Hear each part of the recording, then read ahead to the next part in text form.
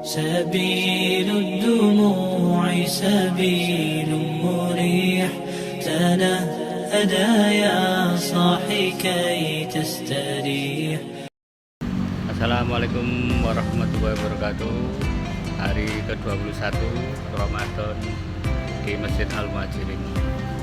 Yuk tetap kita kawal menu apa yang akan dihidangkan pada sore hari ini bersama para jemaah Masjid Al-Muhajirin. Yuk kita masuk.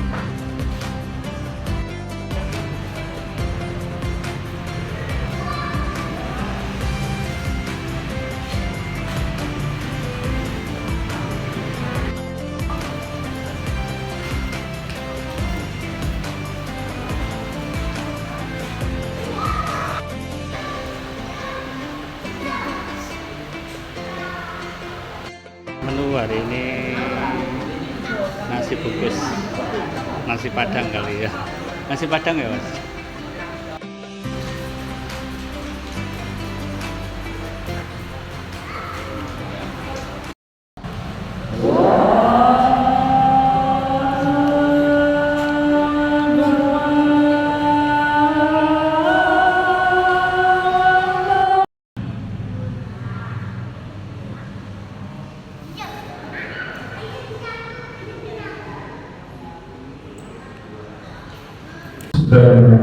Assalamualaikum warahmatullahi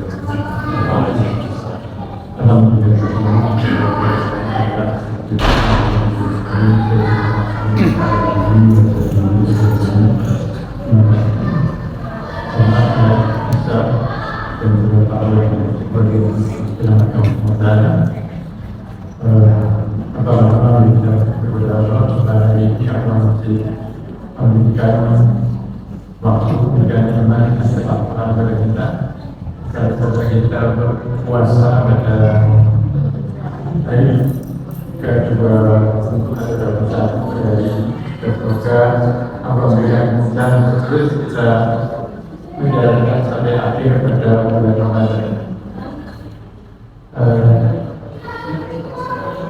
Teman yang berkata Ramadan bulan puasa ini yang paling sering dibaca adalah beberapa apa-apa satu nama Indonesia yang ada di nama peribaan dari Indonesia kemudian di Nabi Muhammad SAW. Artinya baik orang yang beriman diwajibkan atas kamu berpuasa bagaimana mengajarkan serta kurang-kurang sebelum kamu akan bertakwa. Beberapa hari yang lalu saya mengikuti ceramah dari Ustaz Anan. Beliau masuk ke pesantren lansia di Bulan Pokok kalau di Berjan dari Kasian. Yang sampaikan bahwa orang puasa itu harapannya ada 3 hal yang bisa dapatkan selama puasa. Yang pertama, menjadi orang yang sabar. Jadi puasanya adalah kita setelah kita selesai bulan puasa, maka kita bisa bersabar, lebih bersabar daripada sebelum berpuasa. Kemudian yang kedua, kita mendapatkan makhluk dari Allah SWT atau mendapatkan ampunan. Kita dosa-dosa yang lalu Allah hapuskan hingga nanti pada Idul Fitri, maka bisa kita insya Allah bisa bersih atau minimal berkurang kalau ada yang tidak yang berkala kita berasakan Allah mengampuni dosa-dosa kita sebelumnya. Dan ketiga adalah menjadi orang yang bertakwa, artinya sebelum puasa dan setelah bertakwa maka kita akan jauh lebih baik. Kemudian sahabat yang saya bahas tadi saya sampaikan beberapa tentang kesabaran itu ada 3 tingkatan. Tingkatan yang pertama, sabar menghadapi sesuatu yang tidak kita sukai atau yang tidak menyenangkan bagi kita. Jadi tingkatan pertama. Dan sudah dicontohkan oleh Nabi kita Muhammad SAW bagaimana beliau menghadapi hal-hal yang mungkin tidak diharapkan oleh sejak kecil, lahir dengan sebagai yatim, umur beberapa tahun yang meninggal, kemudian ditinggal oleh kakeknya yang sangat menyayangi beliau. Kemudian pada saat perjuangan yang beliau ditinggal oleh pamannya yang sangat melindungi pada saat menghadapi orang-orang kafir, ditinggal istrinya yang mendukung dakwahnya. Kemudian setelah itu ditinggal oleh putra putrinya yang pada saat beliau meninggal salah satu itu Fatimah, yang bagaimana beliau sabar ditinggal putra putrinya, menunggu putra putrinya, kesabaran menghadapi tentang dakwahnya, penyerangannya, sehingga begitu saja dan beliau bersabar dan akhirnya sukses menjadikan Islam berkembang dan diterima pada saat itu orang-orang Jazirah Arab. Kemudian para sahabat ini dalam aktivitas saya sebagai dokter, bagaimana orang yang menghadapi penyakit perbedaannya orang-orang yang sabar dan tidak sabar. Jadi kalau orang yang tidak sabar biasanya sakit itu hanya mengeluh teriak-teriak, apalagi orang tua kalau setiap hari malam-malam maka hidupnya akan disusahkan apa anak-anaknya yang mengurus itu biasanya keberatan dan banyak yang berhujat. Kemudian pada kita kena penyakit ikhlas, maka yang pertama adalah rasa sakit yang akan berkurang. Jadi kalau orang sakit merasakan nyeri, kemudian sakitnya diterima, maka rasa sakit itu akan berkurang sampai 40%. Dan kalau dikulang, ini akan naik sampai 400%. Kalau salah sederhana mungkin ada yang sudah biasa orang disuntik. Kalau saya di sini bantah ya, hobinya disuntik dengan obat yang menyakitkan itu dia tetap bisa bersembuh. Karena rasa sakit pada suntik itu bukan karena yang disuntik, bukan karena suntikannya, tetapi karena jenis obat itu akan mempengaruhi nyeri atau tidak nyerinya pada saat disuntik. Tapi banyak orang yang takut disuntik, tidak mau disuntik. Kalau kita lihat video-video orang ketawa polisi dan jarum yang dekat atas dan teriak-teriak nikor sedikit sakitan karena rasa sakit akan naik sampai 100%. Biasanya saya kalau anak kecil ketika di dahinya ada luka, salah satu yang saya lakukan adalah berkomunikasi. Kemudian saya sampaikan ini tidak disuntik tapi disemprot. Karena disemprot dan bila disuntik biasanya dia membayangkan sesuatu yang masuk. Hanya pada saat disuntik maka adik harus memejamkan mata, karena kalau memejamkan mata nanti kena semprotannya matanya putih. Nanti sakit tapi sakitnya sedikit. Jadi kalau kita bilang sakitnya sedikit biasanya dia akan menerima. Kemudian setelah kita suntik biasanya mereka menerima dan marah-marah setelah dijahit. Tadi saja dijahit jadi apa? Jadi pada saat anak itu menerima disuntik maka rasa sakitnya akan berkurang banyak. Yang saya katakan adalah rasa sakit itu bisa menurun sampai 40%. Kemudian sabar yang kedua, sabar yang pertama itu sabar menghadapi situasi menghadapi hal yang tidak menyenangkan, sabar menghadapi hinaan dan sebagainya. Maka sabar yang kedua adalah sabar dalam menjalani kepasrahan. Jadi kalau kita konsisten dari awal itu tidak mudah. Karena banyak usaha misalnya ingin sholat rutin biar tak ibadah sulitnya sampai pada mungkin kalau di masjid ini mudah, di rumah mudah, tapi dalam kondisi tertentu tidak mudah. menjalankan. Jadi untuk menjalankan ibadah konsisten atau sabar dan ketakwaan itu perjuangan yang luar biasa dan meski sulit daripada kita menghadapi ujian-ujian yang diberikan kepada kita.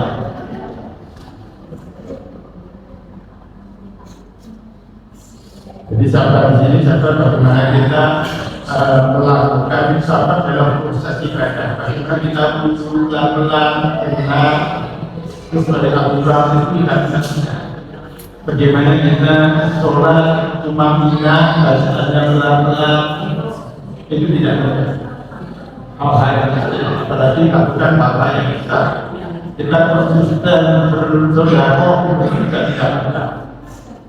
Kadang kita sudah punya rencana macam-macam, ternyata jalan ternyata tidak sederhana yang kita bayangkan.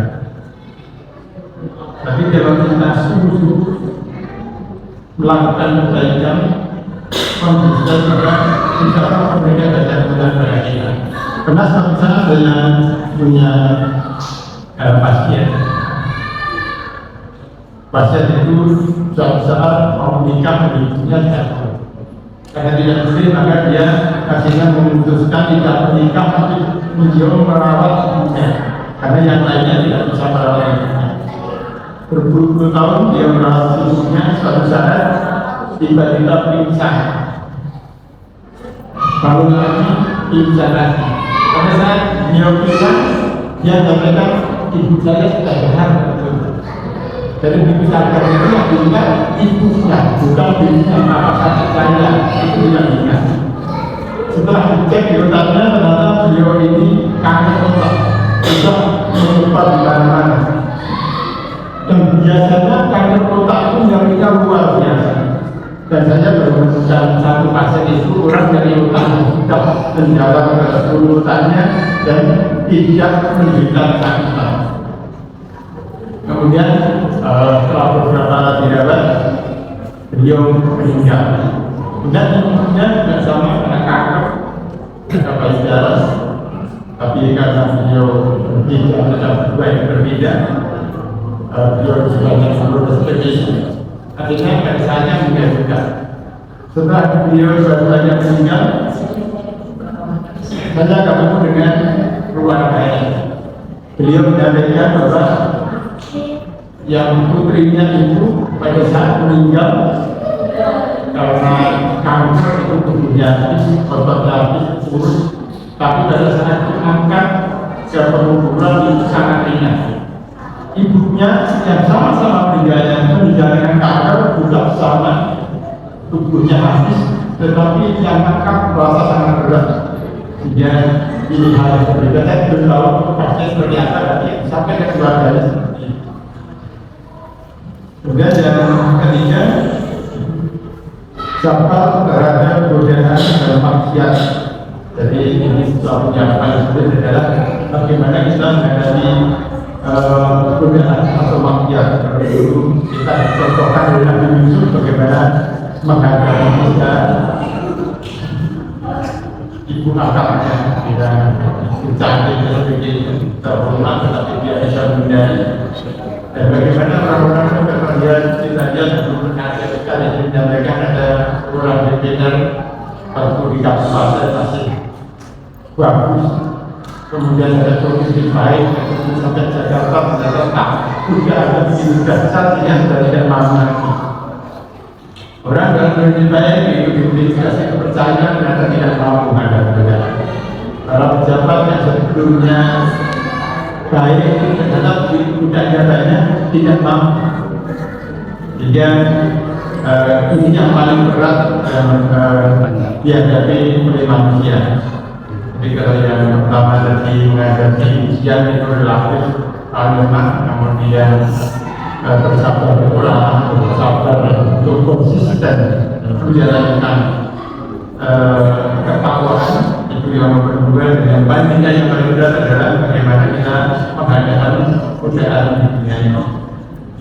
Bagi sekalian, semoga kita bulan puasa yang dihormati bulan 10 hari terakhir Allah mudahkan atau memberikan kita 3 hal tadi. Yang pertama menjadi orang yang lebih bersabar setelah kita puasa, mendapatkan maghfirah dan ampunan sehingga setelah puasa kita menjadi orang yang lebih bersih, dan pada saat Allah memanggil kita maka tanggung jawab kita atau beban kita adalah tidak berat dan menjadi orang yang lebih bertakwa. Demikian semoga sampaikan ini yang saya